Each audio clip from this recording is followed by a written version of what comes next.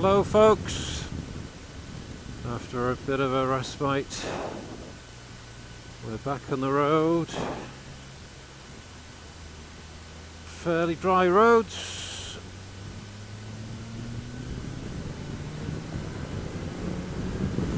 Got quite a lot of salt down. We're only down at 5 degrees Celsius. So yeah, my feet are a bit cold, but that's because I'm not wearing boots. I tend to wear hiking boots because I tend to go biking and hiking, but probably not today. So I could do with some boots really, but there you go. It's not so bad. So this is the day after Storm Ewan, really, more or less. We got up to 71 miles per hour at Royal Air Force Valley, which is just down the road from where I live, and down at Aberdaron on the end of the Llyn Peninsula it got up to 93 miles per hour, I believe, which is not that unusual. Aberdaron, it does really face into the teeth of the wind there. Today we're down at about 23, 24 miles per hour, so and that's only in the gusts. So a pretty typical North Wales winter day really. The sun's beginning to shine a bit brightly, which is nice. And those of you who watched this channel before might recognise this little hill as the way up to Carnarvon Airport. We're going to just take a quick stop there for a quick cup of warm chocolate, a quick natter, see what's happening in the world of aviation, and then we'll press on. Probably not very long today, it's a little bit cold for an all-day trip. Might come back through Cricieth, maybe, through the Snowdonia or the Eryri Hills. Oh, we'll see. Maybe it'll warm up a little bit, but it's gloriously clear skies and very welcome after the horrendous conditions of the storm. Pretty bad damage over at over in Ireland, which got the brunt of it really. We were just a little bit south of the sting jet, the centre of the low pressure.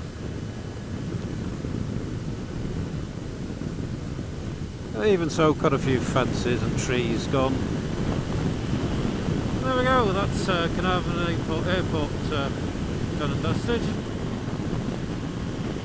Taking the route less travelled today, we're going to head off for Pwllheli, which is only about 15 minutes or so down the road from Carnarvon Airport, more or less. So the scenery you see in front of you is the northern part of the Llyn Peninsula, and we'll be passing through that very narrow range in just a few minutes, coming out the other end where we'll see the big bay glistening in the sunlight as it will be today.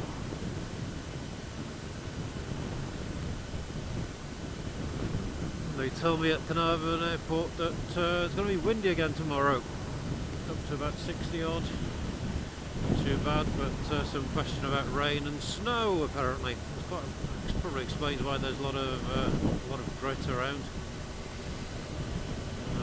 And so yeah, tomorrow's a stay indoors day again, I guess. But for today, we'll make the most of it. There's a steady breeze coming over the coast here. No problem at all. So, sort out my level for you there. There you go. Sorry about that. Enjoy the scenery. And a lot less chat from me for a bit.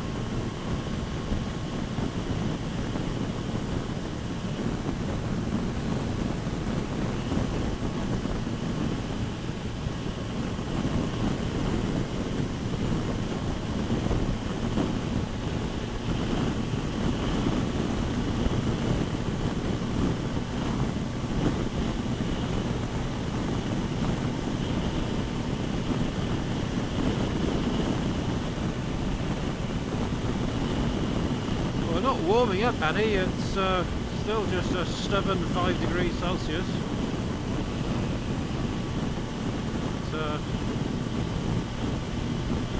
It's fine. We've got the heated bricks. Just my feet are a little bit cold.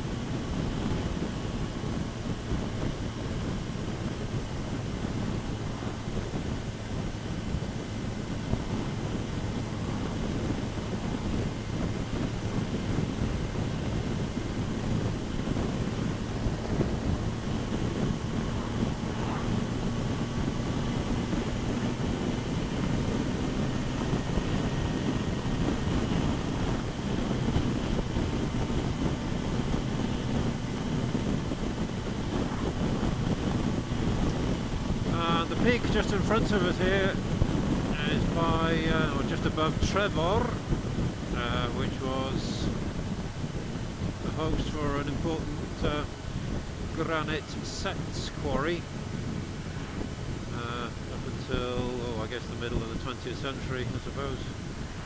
It was again served by very early hydroelectric AC distribution systems from various hydro schemes in the area, and all along the coast here you can find quite nice examples of granite sets, finished granite sets. Not quite sure why, whether there was some kind of shipwreck at some point with the load, or whether they were rejects or something like this, but yeah, there's quite a few examples along here. And, some very nice mid-20th century industrial buildings, incline systems. Nothing remains of the trackways now, but you can see the roots of them, and a little quay. Popular area with tourists because there are some fairly small sea stacks, and of course they're marked on Google Earth, so everybody pile there to have a look at them. I don't think they're particularly spectacular as sea stacks go, but there you go. So we'll be passing in a minute through the valley, which is in between the sunlit bit here right in front of us and the bit in shadow on the left. Pass through there on my private pilot's license test, just to make up some time really. The test has to be about I think 2 hours. We finished it quite early, so we made up the time by passing through there in a bit of a stiff wind, but there we go. Wind's a feature of the area.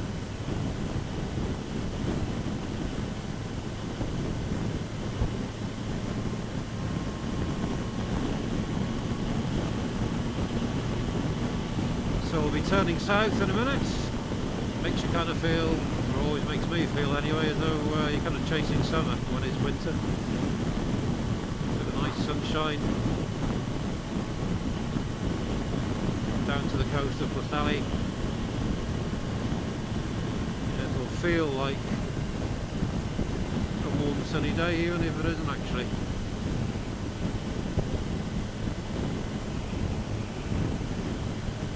Quarry there, what used to be the quarry, and on the other side of that hill is a very steep and winding road that takes you down to Nant-Cytheirn, which is the national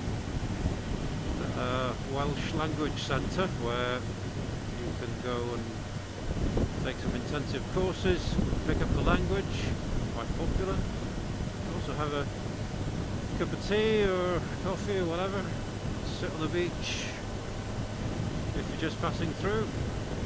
It's certainly worth a look. And just above me on the mountain here is an Iron Age hill fort, one of the most extensive in, I think the most extensive one in Britain. I think it has, I think about 150 round cut bases, very substantial walls. Again, well worth a look. I've got a video which I'll stick in for you to show you. Bit of a climb, nothing technical or anything like that, just a footpath really, but it is quite steep. Takes you a while to get there. Maybe about a 45-minute steep climb, something like that. Some of it's been reconstructed, and all the stones that were used to form the reconstructions have been marked with drill holes, so that everybody knows in the future what was and what wasn't original. I mean, they're all original stones, but they just weren't in place. So here we go. Through one of the small villages in North Wales. Pwllheli. There's the hill up there. I suppose you can see it with the old action cam. There you go.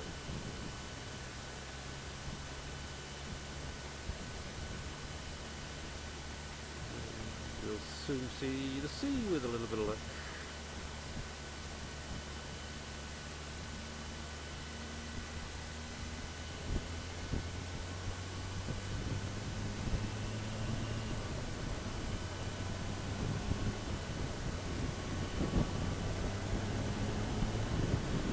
We shall have to get some fuel down to about below half tanks. Never trust the fuel gauge on this particularly. It's got a range computer on it, but quite how accurate that is I've never really tested. I suppose I should. I've heard some people say it's not very much of a range left by the time you get to about 2 bars. That's probably about right, really.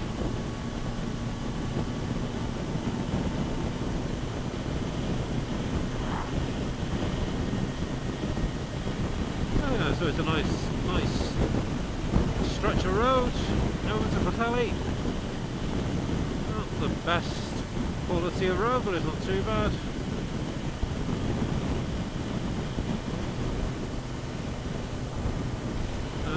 Yeah, this area's got a lot of Iron Age, Bronze Age, probably earlier, Neolithic remains.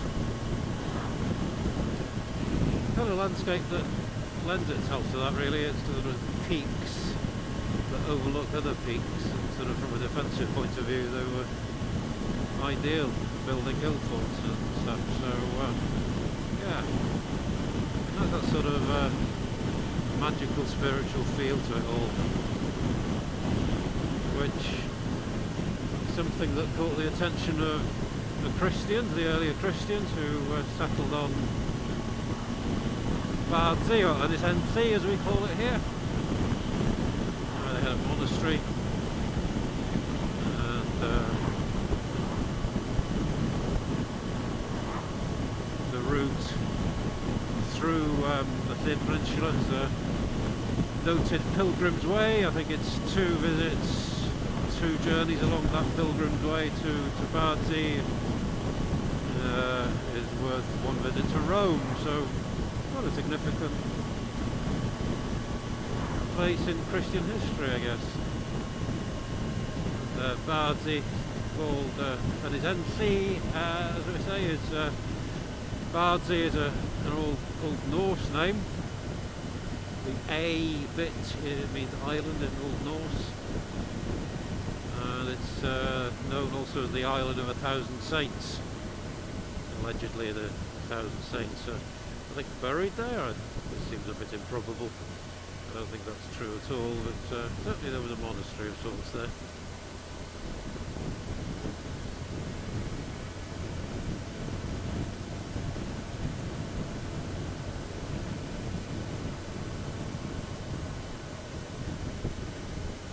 I've got no idea what time it is again, because having been messing around with the battery of late, put a new one in, I haven't reset the clock, so maybe we'll sort that out in the sunshine of Pwllheli. Going into a 4. A small village. Beautiful agricultural building here. It dates to the late 18th, early 19th century. Originally would have been much older. Probably medieval.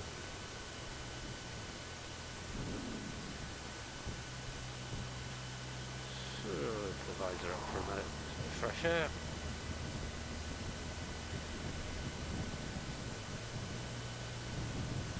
And the wind isn't meant to pick up until about late afternoon, tea time, after sunset really. So we should be alright. It was meant to go down actually for much of the day now.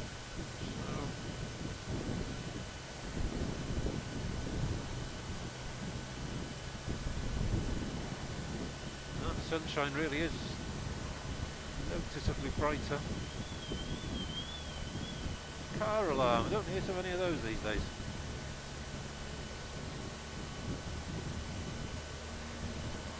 Ford dealership. You get these sort of what seems to be slightly incongruous dark car dealerships in the middle of nowhere. It's because lots of agricultural activity here, lots of farmers who buy their vans and what have you, cars, and also that Pwllheli is a big magnet for incomers, second homeowners, holiday makers and the rest of it, so there's plenty of money around. Another very nice house there. Which of course, like most areas of Britain which are relatively poor, causes quite a lot of angst and consternation, and Cricieth Council have, I think, doubled if not tripled the council tax for second homes, and Airbnbs now have to have planning permission before they're set up, so, but it's all far too late. I'm a great supporter, I have to tell you, for policies to stop this purchase of Wales by those who are coming here from afar. Nothing against them as individuals, it's the social impact. And I have young kids who, say young kids, they're in their late teenage or early 20s now, and the affordability is just not there for them in terms of housing. So the idea that you came from school, went to college, got a job, bought a house and all the rest of it, well, that's just all gone now. So something has to be done for sure. I don't think it's actually that difficult to resolve, it's just the political will is never there. And there's Cardigan Bay, glorious sunshine, looking down towards Aberystwyth. So yeah, something has to be done. We could provide, you know, high quality prefabricated houses. It was done after the war. They weren't so high quality, the materials weren't there then, but now they're very nice. And even if you had to replace them every, let's say, 50, 75 years or so, you know, economically it would be far better off than buying a house.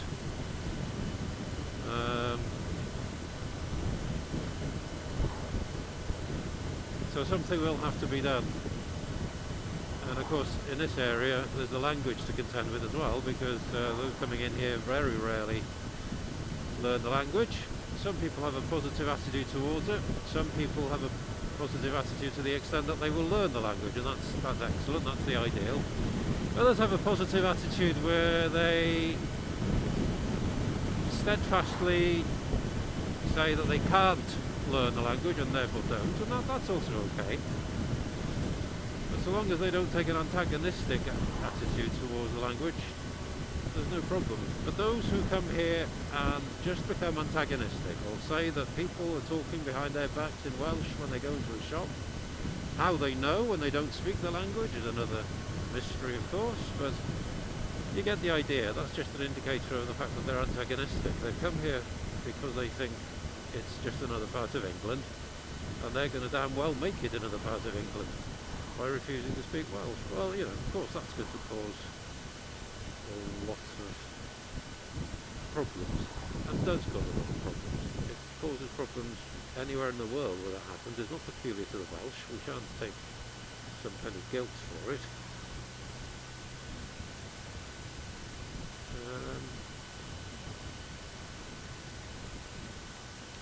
But there we are. The Welsh Government has a target for 2050 of 1 million Welsh speakers. I think it's around about the 500,000 mark at the moment, something like that.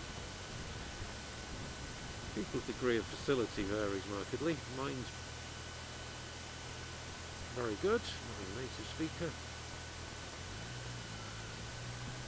A lot of people these days not so good. I'll go straight across here. Thank you.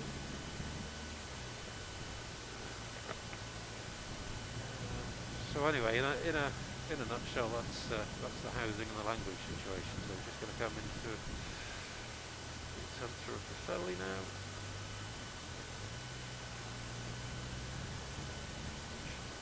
We'll have a look at the coast.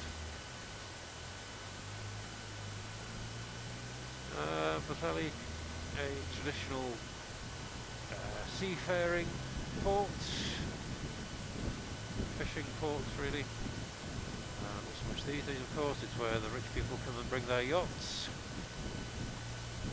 And quite a lot of gentrification going on. Just go back briefly to the housing and culture issues. So we'll take a left here.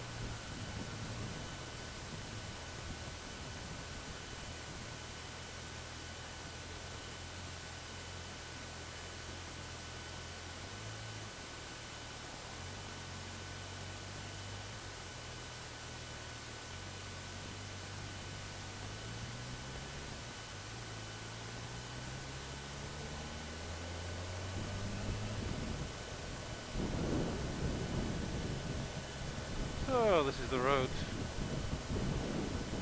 the seaside. They got the marina there, which is quite an extensive marina. I've got plenty of aerial photographs of that from the days of aerial archaeology. I might get the drone up and see how the wind is.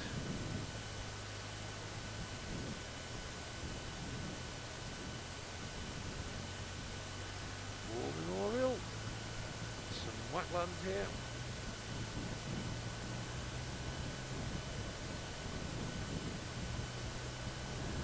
It's a very long time since I came down here.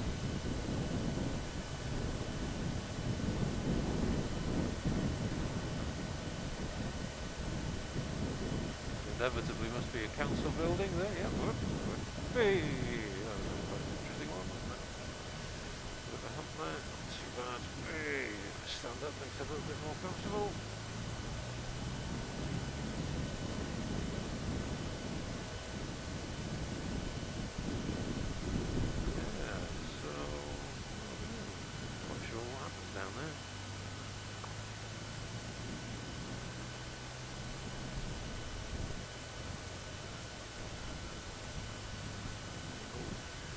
Windows of the country is covered in salt after the storm. You see, it's all very seasidey here.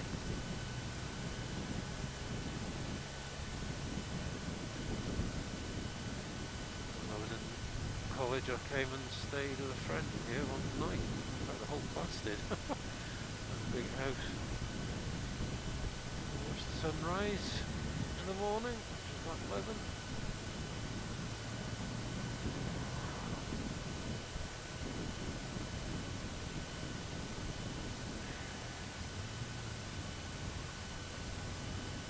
My hands are getting a bit hot. Let's turn that down a bit.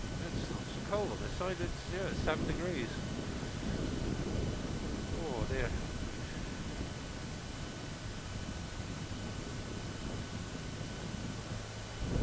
I dare say we'll probably come round again. I'll go get a sandwich in a minute actually. Getting a bit hungry now again. Nice eggs and black pudding today. Oh, and actually, incidentally, the island you can see over there, which is quite far away, you probably can't see it very well, is where Bear Grylls, or Michael Grylls, however you take his name, he lived there. Or at least he owned, how often he lives there, I don't know, probably not very often, I guess. Can't say I'm a fan personally, but there you go, takes all sorts. We can go down here, which is a dead end, I suppose. Okay, it's a pleasant place to pull up a bike, I guess.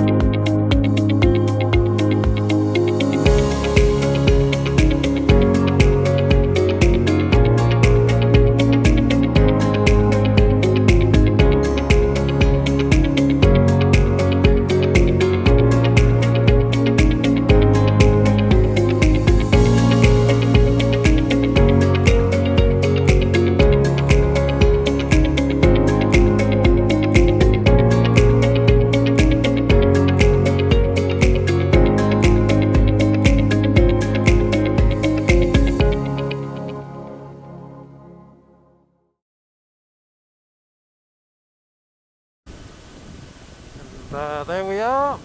Let's pull my wrap down a bit. That was Pwllheli, or seen from the drone. Just on the very edge of wind limits, but we've got the footage.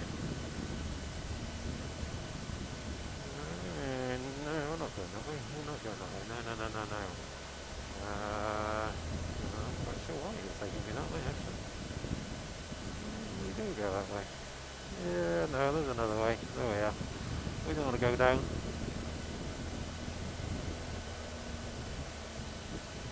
Small roads. Just get rid of this damn cravat which is in my mouth. There we go. Now you can hear me better, maybe. For a while at least. There we go. Okay, so we'll take the more sensible route through Pwllheli.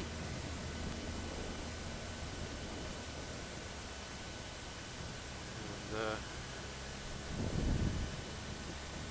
quite nice to get a sandwich here actually. Failing that, we shall go to Porthmadog. Level here, sorry about that. Right, go.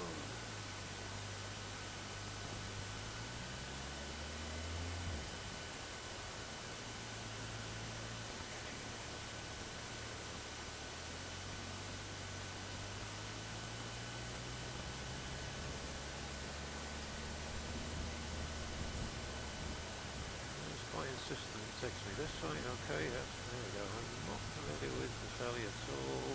There we go. Apparently I have to go down here, join the coast road.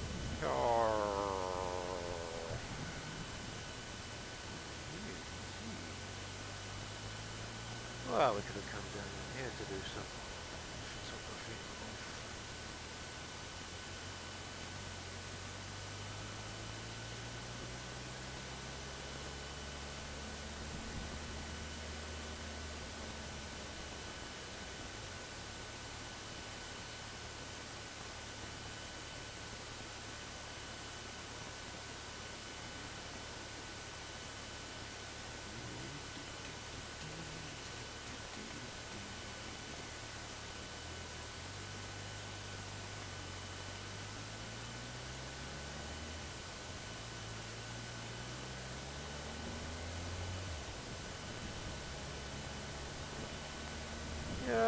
we've got enough footage then. There we go.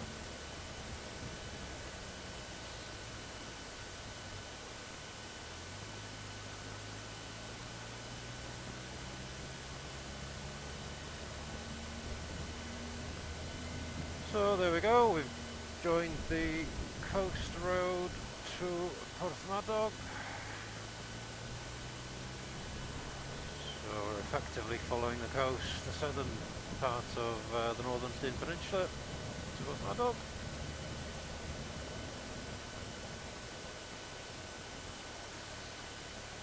The bumps.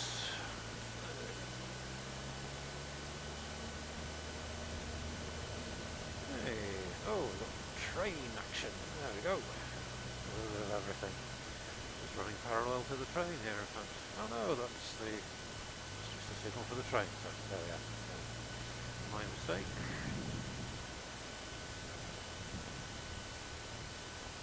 No train. The train ends in Pwllheli. Go any further. All driven by Victorian tourism, of course.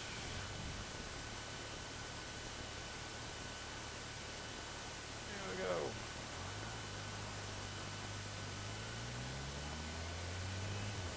Oh, I'm always completely perplexed by the roads of Pwllheli, but there we are, we're on the right one, that's the important thing. Tiny bit of snow on the hills, we're only on the very tops of the highest ones, so yeah.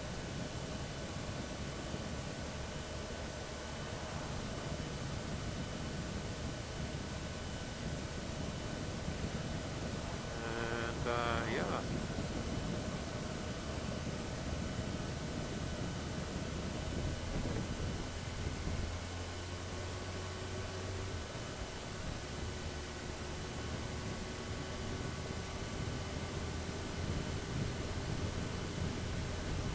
That's a very strange thing. I've certainly been along here plenty of times. Can't remember a thing about it. Can't remember ever coming along here. Flown over it many times, but there you go. Anyway, we're going in the right way. Around the corner. Nice drifting corner there. Still in a 40 here.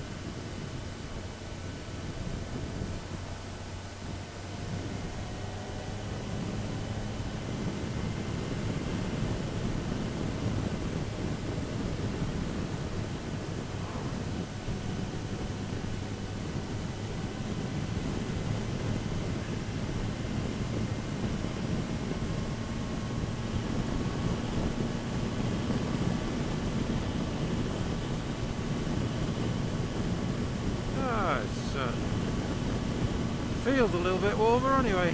Still only 6 degrees, 7 degrees just now. There we go. Right about here. There we go. There we go. Porthmadog. Straight ahead.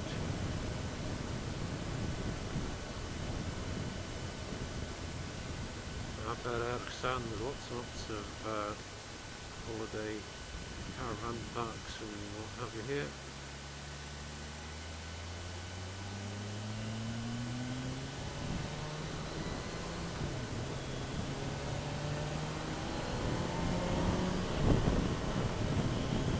Accelerate a little bit harder than usual.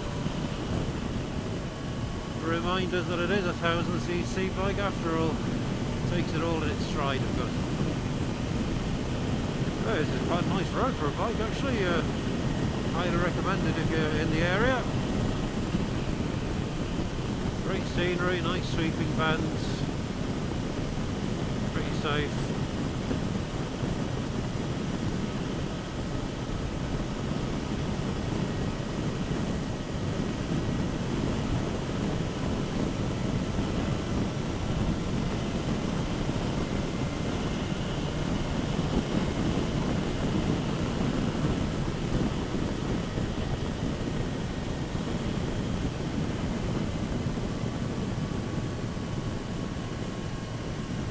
I dare say the postman wasn't looking very much. There we are.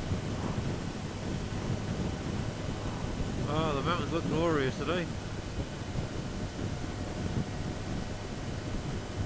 Great day for flying. There's a young kid going with his mother for a bit of an exciting, I don't know, Christmas gift or birthday present or something. Great day for it.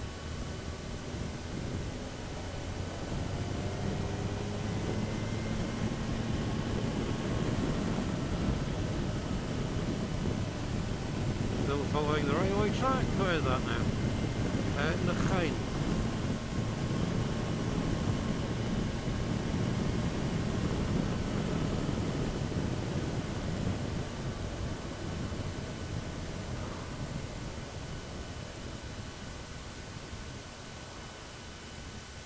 Oh, this is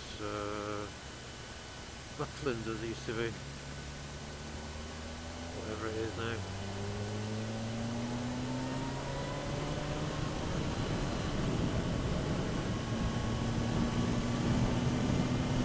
16 one gear to do it. Yeah. Oh, I'll tell you what, this is one of the nicest roads I've been on since I've had this bike actually. Right, oh, yet another bloody roundabout. We do like roundabouts in Wales. Quite the most ridiculous places.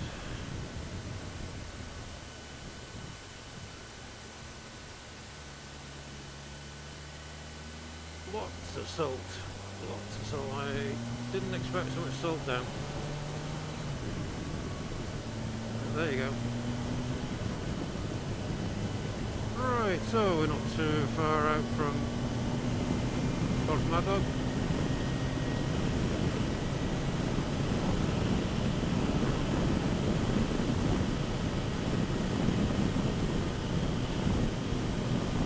Here comes another friend.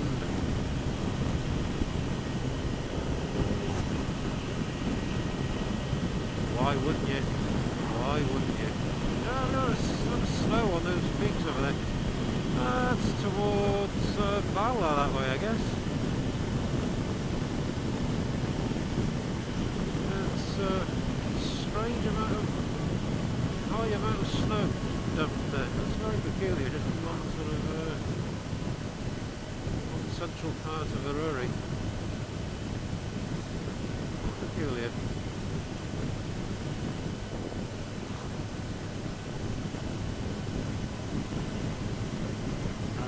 I still only got the vaguest recollection.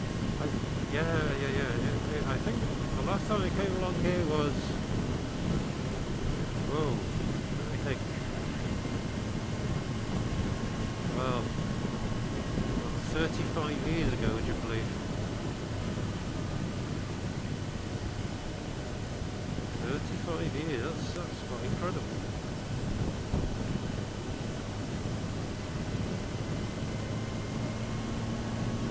There you go. My path to Pwllheli is via the way we came in, not this way. So that kind of explains it. And the Stimdwy, which any political buff amongst you will know is the hometown of David Lloyd George. I think he's still the only Welsh Prime Minister the United Kingdom has ever had. So he came from here, middle of nowhere. He was a bit of a cad and a scoundrel, of course, but you know, that's politicians for you.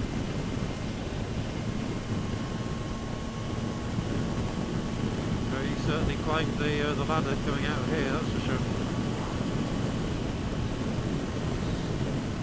Howdy, friend.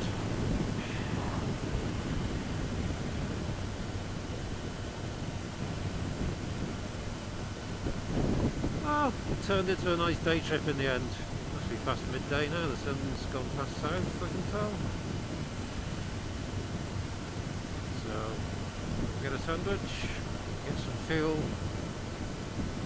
We'll head on back home probably. Not sure which way just yet. Again, that's the beauty of the bike, isn't it? Nice set of houses there. Associated with the mansion somewhere along here, lots of trees and well-to-do houses. There we go. Down there somewhere.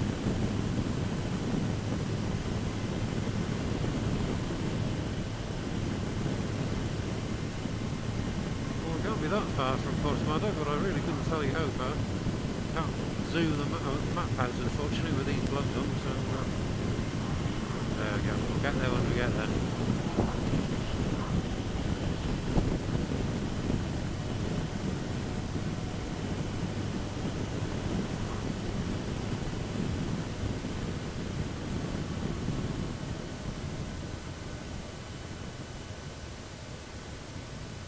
Cricieth, so there we are.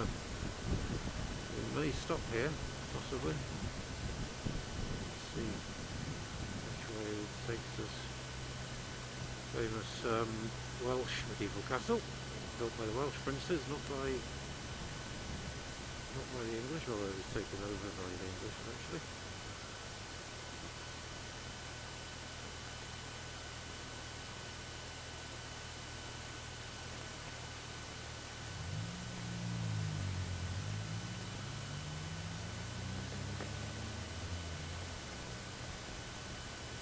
Again, it's years and years and years since I came here. The kids used to come with their gran and granddad here for holidays on the occasion. There's a big bolt, damn it.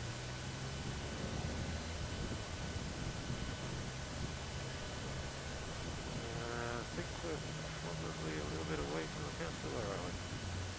Oh, there it is. Yeah, might take a car up there. Come off here somewhere.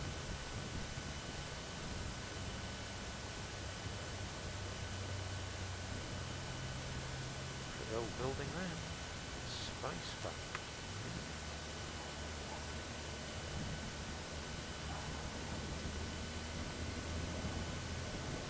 Right, let's take a right here.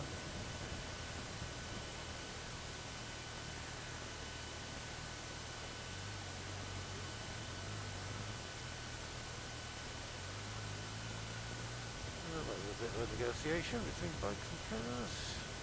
Crossing the railway again. The hell, the castle.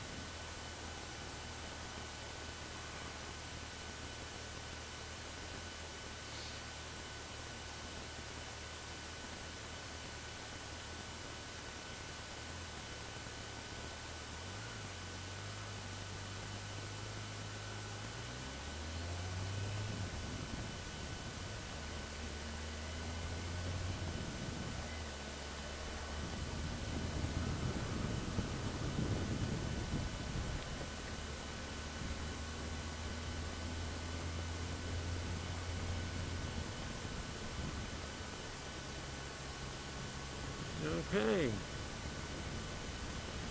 So that was Cricieth.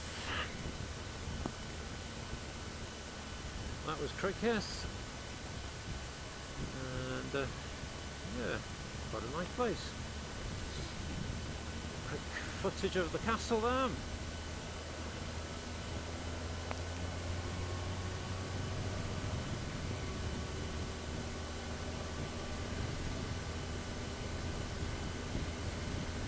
And we've got 4 miles to go to Porthmadog.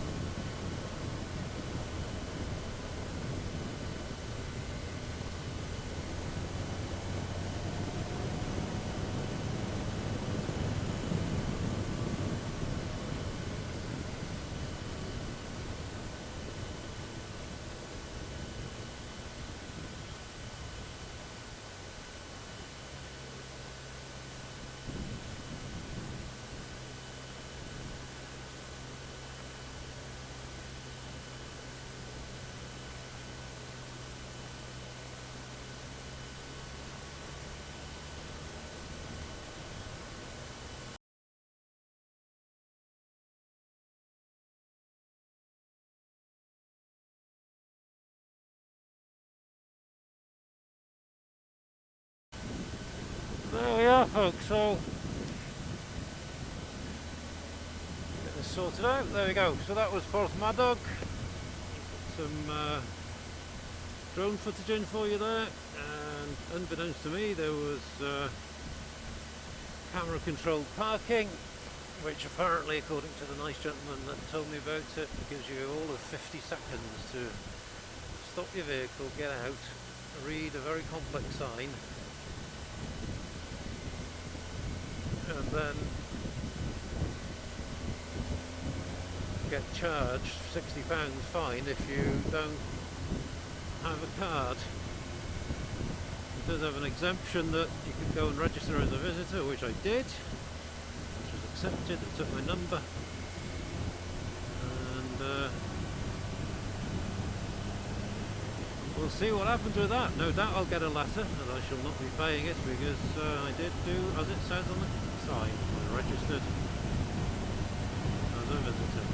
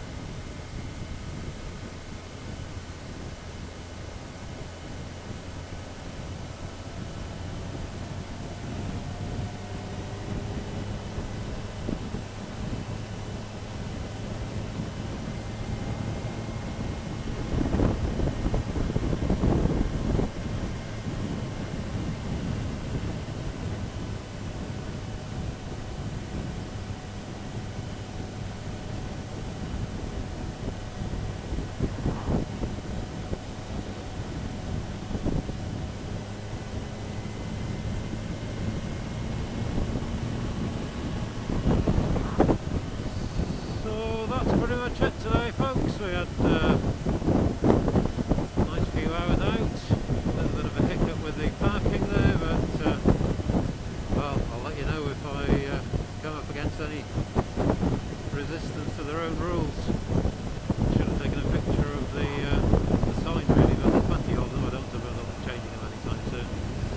And it's easy enough to go back and get a copy if I need to. So,